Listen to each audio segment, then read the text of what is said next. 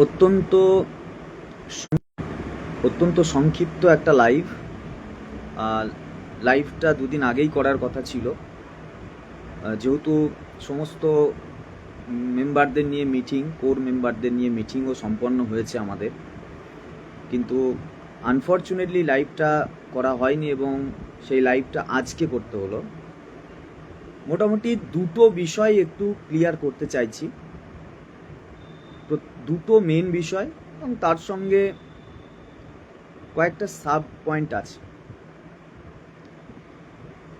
প্রথম হচ্ছে 2016 এসএলএসটি অন্তর্ভুক্ত আনটেন্টেড টিচার যারা বিশেষভাবে বঞ্চিত হয়েছে, আমরা সেই অংশটা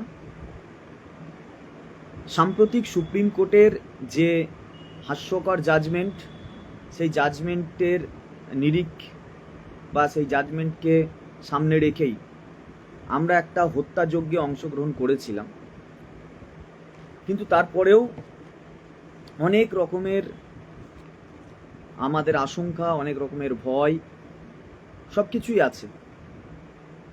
তাই অনেকেই বিভিন্নভাবে জানতে চেয়েছিল যে আমরা কি কিউরেটিভে যাচ্ছি। বারবারই তাদেরকে বলেছি কিউরেটিভ যাবই, কিউরেটিভ যেতেই হবে, কারণ এই লড়াইটা শুধুমাত্র চাকরি বাঁচানোর নয়, এটা সত্যিকারের একটা অধিকার প্রতিষ্ঠার লড়াই। আমাদের সঙ্গে যে রাষ্ট্রীয়ভাবে বিচার বিভাগীয় তৎপরতায় অন্যায় করা হয়েছে সেটা প্রতিষ্ঠা করা একটা বড় লক্ষ্য। তো সেই জায়গায় দাঁড়িয়ে কিউরেটিভটা খুব ইম্পর্টেন্ট আমাদের কাছে, কিউরেটিভটা করার ক্ষেত্রে। তো এখন একটা জিনিস, যে আমরা ইতিমধ্যে এসএলপি করেছিলাম, রিভিউ করেছিলাম, কিউরেটিভেও প্রস্তুতি আমাদের পুরোপুরিভাবে সম্পন্ন হয়েছে।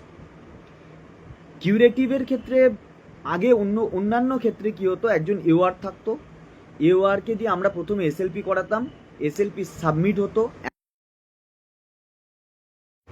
আমরা সিনিয়র অ্যাডভোকেটকে এনগেজ করতাম।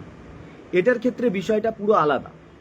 এটার ক্ষেত্রে প্রথমে সিনিয়র অ্যাডভোকেটকে জোগাড় করতে হয়, সিনিয়র অ্যাডভোকেটকে সাইন সার্টিফিকেট দিতে হয়, কারণ আমি কিউরেটিভ করতে যাচ্ছি মানে আমাকে প্রতিষ্ঠিত করতে হবে যে বিচারকরা আমাদের এই জাজমেন্ট দিয়েছেন তারা পলিটিক্যালি বায়াস ছিল বা যে কোনোভাবে বায়াস ছিল, প্রি ডিটারমাইন্ড ছিল। আর এটা অস্বীকার করার কারণ কিছু নেই যে এটা প্রি ডিটারমাইন্ড জাজমেন্ট। এই জাজমেন্টটা যদি আমাদের ওয়েস্ট বেঙ্গল ছাড়া অন্য কোনো রাজ্যে হতো, জাজমেন্টটা অন্য হতো, একদম সরাসরি বলা ভালো। তো এই প্রি ডিটারমাইন্ড জাজমেন্ট যে বায়াস এবং পলিটিক্যালি বায়াসড, সেই জন্য আমরা মোটামুটিভাবে কিউরেটিভের তৎপর এবং বিভিন্ন যে সিনিয়র যাদেরকে অ্যারেঞ্জ করতে হয়, কারণ সব সিনিয়র এখানে তাদেরও মেরুদণ্ডের অভাব থাকে, তারা আমাদের কাছে লাখ লাখ টাকা নিলেও তারা ওই যখন কিউরেটিভ ফাইল করতে হয় তখন সার্টিফিকেটে সই করতে গেলে অনেকের কাঁপে আর কি। যাই হোক, আমরা আমাদের সেই অ্যারেঞ্জমেন্ট করেছি, কিউরেটিভ আমরা করছি। এবং যেটা খুব মানে ভালো করে বলতে চাইছি এবং শুনবেন প্রত্যেককে, কিউরেটিভ পারপাসে জেলা ভিত্তিক কিন্তু গ্রুপ তৈরি হচ্ছে।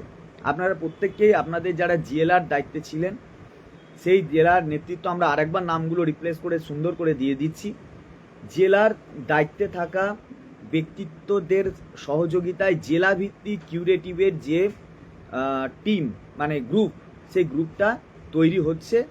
আজকের মধ্যেই আপনারা আপনাদের যারা জেলায় দায়িত্বে ছিলেন তাদের নামগুলো আরেকবার আমরা দিয়ে দেব জেলা ভিত্তিক, সেখান থেকে কিউরেটিভের জন্য আপনারা সকলেই জয়েন করে যাবেন গ্রুপগুলোতে। এটা গেল কিউরেটিভ সংক্রান্ত আপডেট। এবার দ্বিতীয় হচ্ছে যে আজকে একটা আন্দোলন হয়েছে, ভালো আন্দোলনের বিষয়গুলো আমরা শুনেছি। যারা আমাদের বন্ধু বান্ধব বা আমাদের থেকে জুনিয়র যারা অংশটাও আছে, যারা ফ্রেশার্স, যারা প্রথম পরীক্ষা দিচ্ছে, তারা কিছু দাবি নিয়ে আজকে আন্দোলন করেছে। ভালো, প্রত্যেকেরই আন্দোলন করার তো একটা অধিকার আছে, কিন্তু আন্দোলন যখন করতে হয় তখন দুটো জিনিস অবশ্যই গুরুত্বপূর্ণ থাকে। জানতে হয় যে আন্দোলনের লাগামটা কাদের হাতে আছে। আপনারা দেখেছেন যে বারবার আমাদের আন্দোলন বিভিন্নভাবে অন্যরা নিয়ে লাগাম টানাটানি করার চেষ্টা করেছে, কিন্তু আন্দোলনের লাগামটা যদি অন্যর উস্কানিত হয় তাহলে আন্দোলনটা ঠিক পথে যায় না। তাই দেখতে হবে আন্দোলনটা কারো উস্কানিতে আন্দোলন হচ্ছে কিনা, এবং সেই আন্দোলনটা যথার্থভাবে দিনের আলো দেখতে পাবে কিনা, এটা। আর দ্বিতীয় হচ্ছে আন্দোলনটা দাবিটা কি, সেই দাবি নিয়ে আন্দোলন হোক, এটা নিয়ে কোনো অসুবিধা নেই। যে কটা দাবি উঠে এসছে তার মধ্যে একটা হচ্ছে যে গেজেট মানে এক্সপিরিয়েন্স নাম্বার দেওয়া যাবে না ইয়ের আগে, ইন্টারভিউ ডাকার আগে, কল ফর ইন্টারভিউ ডাকার আগে, এটা একটা দাবি। দ্বিতীয় দাবি হচ্ছে যেহেতু একজন টিচার 9-10-এ চাকরি করত, তাহলে সে 11-12-এ কেন এক্সপিরিয়েন্স পাবে, এটা ছিল দ্বিতীয় দাবি। 3 হচ্ছে আপডেট ভ্যাকেন্সির দাবি। এই 3টে দাবি ছিল। প্রথম আমার মানে যারা জুনিয়র ভাই বা যারা এই পরীক্ষায় অংশগ্রহণ করেছেন সকলকে সম্মানের সঙ্গেই জানাই যে আপনাদের যদি কেউ ভুল বুঝিয়ে আন্দোলনে অংশগ্রহণ করায় তাহলে পরে একটু অ্যালার্ট হয়ে যান, কারণ আন্দোলনটা সফল হবে না, বরং যেটা সঠিক দিশা সেটা দেখালে ভালো হয়। আপনারা করতেই পারেন আন্দোলন, কোনো অসুবিধা নেই, করে যান। প্রথম হচ্ছে একটা গেজেট পাবলিশ হওয়ার পর, নোটিফিকেশন পাবলিশ হওয়ার পর, সেই গেজেটে পরীক্ষা দেওয়ার পর, যদি কেউ পরীক্ষা না দিয়ে করতো আলাদা ব্যাপার, সেই গেজেটে পরীক্ষা দেওয়ার পর, সেই নোটিফিকেশনকে মেনে নিয়ে পরীক্ষা দেওয়ার পর সেই গেজেট এবং নোটিফিকেশনকে চ্যালেঞ্জ করা যায় না। এটা এর কোনো আইনি ভিত্তি থাকবে না এবং এটা আলটিমেটলি সফল হবে না। তাই যদি আইনিভাবে কেউ ভুল বোঝায় এবং নিজেকে খুব বড় হুনু লয়ার ভেবে ভুল বোঝায় তাহলে আলাদা ব্যাপার। একদম পরিষ্কার বলে দিচ্ছি, আমি একদম খোলামেলা বলি, বিচার বিভাগের বিরুদ্ধেও বলি, আমি একদম সরাসরি বিচার ব্যবস্থার বিরুদ্ধে বলি। আমার যদি জেল ফাঁসি দিয়ে দেয় তবু ভয় খাওয়ার ছেলে আমি না, একদম পরিষ্কার বলে দিচ্ছি। হ্যাঁ, ওই আমারও যদি 2-4টে বিচারক ছাত্রছাত্রী থাকতো আমিও ওইরকম ভুলভাল অনেক জাজমেন্ট দেওয়ার কোর্টে সিন্ডিকেট রাজ চালিয়ে নিজেকে বিরাট বড় হুনু লয়ার ভেবে বসতাম। আসল গল্পটা হচ্ছে কোর্টরুমটা তো রাজনীতির জায়গা আখড়া তৈরি হয়ে গেছে। হ্যাঁ, তো সেই জন্য অনেকে অনেক রকম ভাবে। এই এক্সপিরিয়েন্স নিয়ে ইতিমধ্যে সুপ্রিম কোর্টে যাওয়া হয়েছে। হ্যাঁ, দিগ্গজ ব্যক্তি, হ্যাঁ ওই দিগ্গজ ব্যক্তি যিনি মানে কলকাতা হাইকোর্টের পাশে পার্টি অফিস নামক জায়গায় এই নিয়ে একবার অলরেডি সুপ্রিম কোর্ট পর্যন্ত পৌঁছেছেন, ঝাড় খেয়েছেন এবং আনহেলদি প্র্যাকটিস বলে তারা খেয়েছেন, দিয়ে বাড়ি এসছেন। এখন আর দেখছেন আর তো উপায় নেই, তাহলে এবার একটু রাজনীতিটা করতে হবে, কারণ ওইটাই তো উদ্দেশ্য, পারেনি। তো সেই জন্য আপনাদেরকে বিভিন্নভাবে উত্তক্ত করছে, হয়তো করুন, টাকা দিন ওদেরকে, কারণ ওদের এখন বাজার খুব কমে গিয়েছে। কারণ ওরা যাকে আজকে চাকরি দেবে কালকে আবার তাকেই বলবে এক্সপায়ারি অফ প্যানেল, তাকেই বলবে যে একে চাকরি দেওয়া অবৈধ, এটা তাকেই আবার বলবে ফ্রড, কারণ এটাই ওদের নেচার। তো যাই হোক, বিষাক্ত সাপদের থেকে দূরে থেকে আপনারা ভালো লয়ারের সাজেশন নিন যে এটা আদৌ সম্ভব কিনা, তা নাহলে খামাখা তাদেরকে। প্রথমত নোটিফিকেশন এবং গেজেট পাবলিশ হয়ে যাওয়ার পরে সেই নোটিফিকেশন এবং গেজেটকে মেনে তার পরীক্ষায় অংশগ্রহণ করার পরে গেজেটকে চ্যালেঞ্জ করলে সেটার কোনো কাজ হয় না। এটা আপনারা করতে পারতেন গেজেট পাবলিশ হওয়ার আগে বা গেজেটে পরীক্ষা অংশগ্রহণ করার আগে, তবে এটা কার্যকর হতে পারত। গেজেটে যেহেতু পাবলিশ হয়ে আছে, আপনারা ভুল পথে পরিচালিত না হয়ে আমার মনে হয় আপনারা ইন্টারভিউ নিয়ে করুন, মানে প্রস্তুতি নিন। আপনারা প্রত্যেককেই ডাক পাবেন, কারণ আবারও বলছি, ভুল বোঝানো হচ্ছে। আমাদের 15,403 জন যে আনটেন্টেড টিচার আমাদের, সেই অংশটা এখন কমে গিয়েছে। এখন আমরা আছি 13,800 জন পরীক্ষা দিচ্ছি, আর সিট আছে, যেহেতু আনটেন্টেডরাও বেরিয়ে গিয়েছে, সিট আছে তার ডবলের থেকে বেশি। 13,800 মাত্র আমাদের ক্যান্ডিডেট, সিট আছে তার ডবলেরও বেশি। হ্যাঁ, ডবলেরও বেশি, এবং এটা ভাবার কোনো অবকাশ নেই। আপনারা যেটা ভাবছেন ওই আমাদেরকে খুব দয়া করে সরকার প্রচুর নাম্বার দিয়ে দেবে এবং তাতে আপনারা আতঙ্কিত হচ্ছেন, আপনাদেরকে ওই ভুল বোঝাচ্ছে যে এরা বোধহয় প্রচুর নাম্বার দিয়ে দেবে ইন্টারভিউতে। হ্যাঁ, দিলে এই 3,800-র বেশি কাউকে দিতে পারবে না। আর এই দেওয়াটা মানে এইভাবে দিয়ে দেবে, এত সোজাও নয় ব্যাপারটা। তাহলে আমরা বোধহয় এত মামলা মকদ্দমা, এত রাস্তায় মার খাওয়া, পুলিশের সাথে লাঠালাঠি করে এত কিছু করতাম না। ফলে যারা ভুল বোঝাচ্ছে তারা নিশ্চয়ই ভুল বোঝাচ্ছে, আপনারা করতে থাকুন। সেই সময়টা যদি ওই জায়গায় নষ্ট না করে আমরাও বলছি যে আমরাও অনেক সময় অনেক কিছু করেছি, হ্যাঁ, কিন্তু সব কিছুতে সঠিক দিশা থাকলে আপনাদের আন্দোলন সফল হবে। তাই বলবো যে 13,800টা মাত্র আমাদের সিট, ওই 13,800-র বাইরে হিউজ একটা সিট আছে, সেখানে আপনারা আরামসে হাসতে হাসতে চাকরি পাবেন। কারণ আপনারা ধরেই নিন যে এই 13,800 সিটটা আমরা চাকরি করতাম, ওই সিটটা 13,800 কেন, 15,800, হ্যাঁ। আর টোটাল সিট ছিল কত জানেন, 17,206। 17,206-এর মধ্যে মাত্র 13,800 জন আমরা বর্তমানে যারা আগে চাকরি করতাম তারা অংশগ্রহণ করছি। তাহলে আগের সিটেরই প্রায় 13 আর 17, এইটুকু হিসাব যদি ধরি, তাহলে আগের সিটেরই 4,000 সিট পড়ে আছে, আগের সিটেরই 4,000 সিট পড়ে আছে, এবং এখন সেই সিটটা হয়ে গেছে ডবল। তার মানে আপনাদের এই সিট থেকে চাকরি পেতে কোনো অসুবিধা হবে না। এক, দুই হচ্ছে, আমি আবারও যেটা বলে দিলাম যে গেজেট নোটিফিকেশন চ্যালেঞ্জ করে হবে না, সম্ভব নয়। আর আন্দোলন করে এই গেজেট আপনারা পরিবর্তন জীবনে করতে পারবেন না, কারণ এই গেজেটের উপরে পরীক্ষা হয়েছে। এই পরীক্ষা হয়ে যাওয়ার পরে এই গেজেট চেঞ্জ করার মানে হচ্ছে, বা গেজেট পরিবর্তন করার মানে হচ্ছে পরীক্ষাটা ক্যান্সেল হয়ে যাওয়া। সুতরাং এখানে আপনারা ভুল পথে পরিচালিত না হয়ে আপনারা সঠিক আইনি পরামর্শ ভালো লয়ারের কাছে নিন, তাহলে আপনাদের লাভ হবে। এটা গেল 1 নাম্বার। আপনাদের প্রতি সহানুভূতি এবং সহমর্মিতা রেখেই আমরা বলছি, কারণ আপনারা কেউ আমাদের শত্রু নয়। কালকে হয়তো আমরা যারা চাকরি পাবো তারা কলিগ হবেন, ঠিক আছে, পাশাপাশি বসবেন। ফলে এখানে কেউ কারো শত্রু নয়। শত্রুটা কি কারা এবং কিভাবে সেটাও আমি লাস্টে বলবো। দ্বিতীয় হচ্ছে, কেন দুটো ক্ষেত্রেই এক্সপিরিয়েন্স পাবে। ভাবুন, আমাদের দুটো স্তর আছে, পরীক্ষা হচ্ছে দুটো স্তরে, একটা হচ্ছে 9-10 লেভেল, একটা হচ্ছে 11-12 লেভেল। 9-10 লেভেলটাকে আমরা বলছি গ্রাজুয়েট লেভেল, আর 11-12টাকে বলছি PG level, post graduate level. আচ্ছা বলুন তো, যে ছেলেটা গ্রাজুয়েট লেভেল, তাহলে হিসাব মতো তাকে গ্রাজুয়েশনের মার্কস দিতে হয়, দিয়ে তাকে অ্যাপিল করতে হয়। কিন্তু এখানে বলা হয়েছে দুটো অপশান, কেউ যদি তার উচ্চতর মার্কস অর্থাৎ পিজিতে বা এমএতে যদি বেশি নাম্বার পায়, তবুও সে গ্রাজুয়েশন দিয়ে চাকরি করতে পারবে। আর পিজির ক্ষেত্রেও তাই। তাহলে পিজি এবং গ্রাজুয়েট এই দুটো, মানে পোস্ট গ্রাজুয়েট বা 9-10 বা 11-12, এই যে মাধ্যমিক বা উচ্চ মাধ্যমিক, এই যে মার্কসগুলো আমরা পেয়েছি, এই মার্কসগুলো কিভাবে পেয়েছি? মার্কসগুলো পেয়েছি পড়াশোনার মধ্যে দিয়ে, পরীক্ষা দিয়ে, এটা আমরা অর্জন করেছি। এটা হচ্ছে আমার অর্জিত মার্কস। তাই আগের বার কি ছিল, রিটেন প্লাস একাডেমি ছিল 35, তাহলে আমার প্রাপ্ত নাম্বার প্লাস 35 যোগ হয়েছিল আগের বার। তাহলে ওই 35টা কেউ কিন্তু বলেনি যে আরে ভাই আমার তো ভাই 35-এ 35 নেই।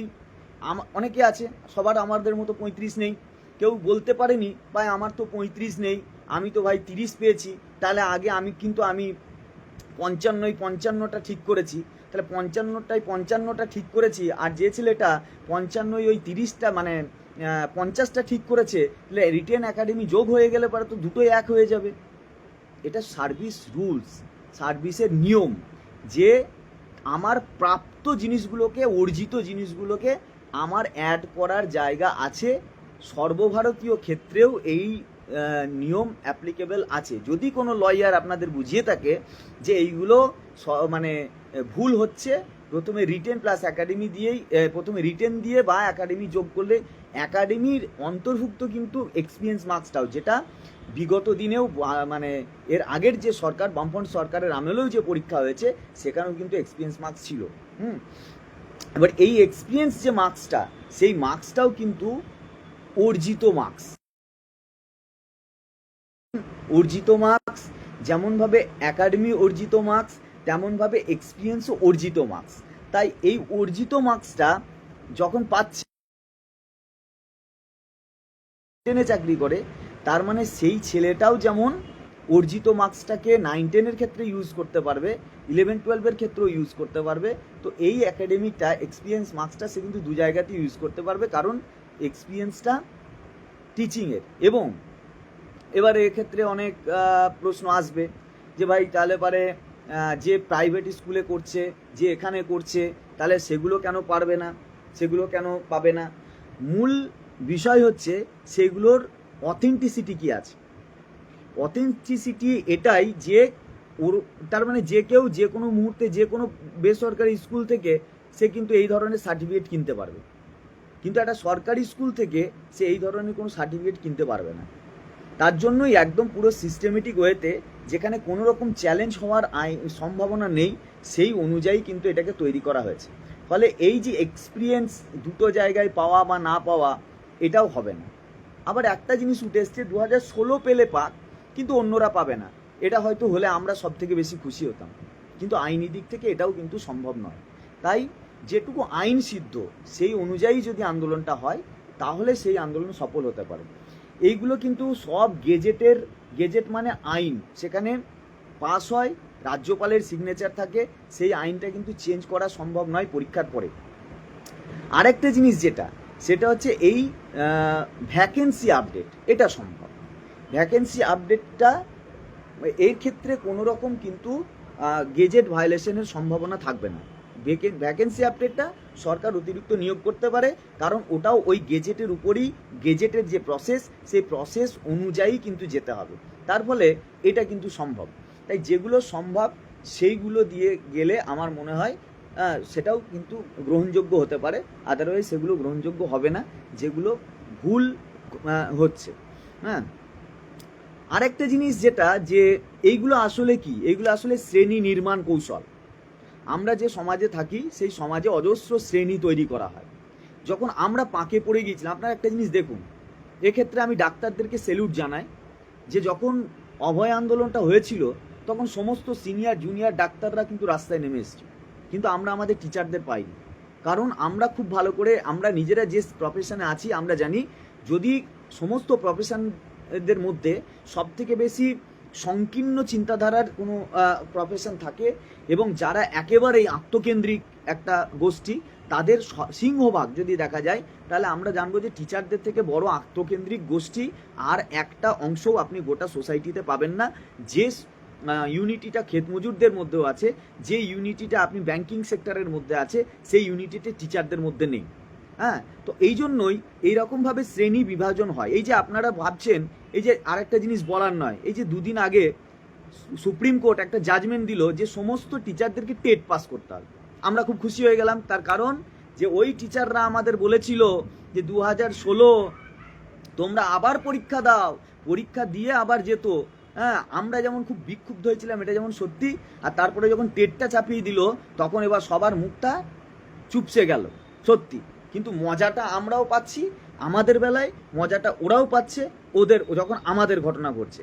কিন্তু আমরা সার্বিকভাবে ব্যাপারটা দেখছি না যে এর নেপথ্যে কী আছে। এর নেপথ্যে আছে ন্যাশনাল এডুকেশন পলিসি, এটাকে আমরা এড়িয়ে যেতে পারি না।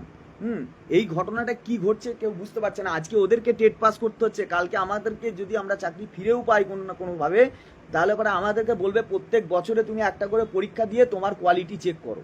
ফলে কেউ কারোর জিনিসে মজা নেওয়াটা এতটা ব্যাপার নয়।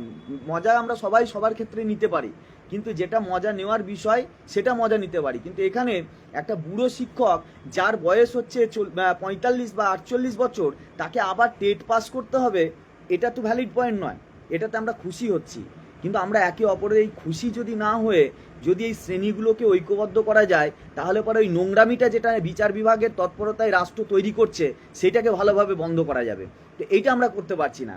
আজকে প্রথমে কি হলো, আমরা যখন এই আন্দোলনটা চাকরি হারিয়ে শুরু করেছিলাম, প্রথম শুরু হয়েছিল টেন্টেড আর আনটেন্টেড। ভালো কথা, টেন্টেড দিয়ে শুরু হলো, টেন্টেড আর আনটেন্টেড দুজনেরই চাকরি গিয়েছে, টেন্টেড আনটেন্টেড। আমরা টেন্টেড আনটেন্টেড চালালাম অনেক দিন, তারপরে আবার একটা নতুন কৌশল আমাদের মাথায় ঢুকিয়ে দেওয়া হলো, বলা হলো 1-3 আর 4-7, এই কাউন্সিলিংগতভাবে ভাগ করে দেওয়া হলো। এখন আবার নতুন একটা পলিসি শুরু হয়েছে। পলিসিটা শুরু হয়েছে কি না, ফ্রেশার্স ভার্সেস 2016। এইভাবে আমাদেরকে একটা জায়গায় নিয়ে আসা হচ্ছে এবং পলিসিগতভাবে নেওয়া হচ্ছে। তাই আমরা এটাই জিনিস বলতে চাইবো যে আমাদের যারা বর্তমান চাকরি প্রার্থী ভাই বন্ধু যাই বলো, সকলকেই বলছি, আপনারা মিসগাইড হচ্ছেন কিছু লোকের দ্বারা। তারা বেসিক্যালি পলিটিক্যাল লোক। আমাদেরও অনেক রকমভাবে পলিটিক্যাল লোকজন বিভিন্নভাবে মিসগাইড করার চেষ্টা করেছিল এবং করে যায়। তো সেটা তাদের সুবিধা থাকতে পারে, আপনাদের খুব একটা সুবিধা হবে না। ভালো লয়ারের কাছে সাজেশন নিন, তাহলে বুঝতে পারবেন। ইতিমধ্যে এই কেস সুপ্রিম কোর্ট থেকে ঘুরে এসেছে। এই জিনিস কখনোই কোনোভাবে পরিবর্তন হতে পারে না। এই যেটা পরিবর্তন যেটা করে লাভ হতে পারে সেটা আমি বলেও দিলাম। যদি আপনার মনে হয় যে তো ভুলভাল বলছে, তাহলে ভবিষ্যতে আপনি গিয়ে হয়তো বুঝতে পারবেন যে হ্যাঁ এই লোকটা ঠিক বলেছিল। হ্যাঁ, যাই হোক, তো এখন বাদ প্রতিবাদের জায়গা নেই, সকলকেই বলবো। আর আমাদের যারা টিচার আছি তাদেরকে আবার লাস্ট বলে দিচ্ছি যে কিউরেটিভ নিয়ে যে গ্রুপ হচ্ছে জেলা ভিত্তিক, সেই জেলা ভিত্তিক গ্রুপটা পুনরায় রিফ্রেশ হয়ে কিউরেটিভের জন্য স্পেশালি গ্রুপ তৈরি হচ্ছে। ওই গ্রুপটা আপনারা রেডি করে নিন। আমরা কিউরেটিভের কাজকর্ম বা সিনিয়রের সার্টিফিকেট বা সিনিয়র লয়ারদের সাথে কথাবার্তা সবটাই মোটামুটি কমপ্লিট হয়ে গিয়েছে। ফলে আপনারা সকলেই এই দিক দিয়ে আশ্বস্ত থাকুন। আমরা যেভাবেই হোক একসঙ্গে আছি, লড়বো। এবং আর একটা জিনিস বলছি, একটা গুগল ফর্ম দেওয়া আছে দেখবেন আমাদের প্রত্যেকটা গ্রুপে। আপনারা অবশ্যই এই গুগল ফর্মগুলোকে আপনারা ফিল আপ করুন। এটুকু আমার বক্তব্য থাকলো সকলের কাছে। সকলে ভালো থাকবেন।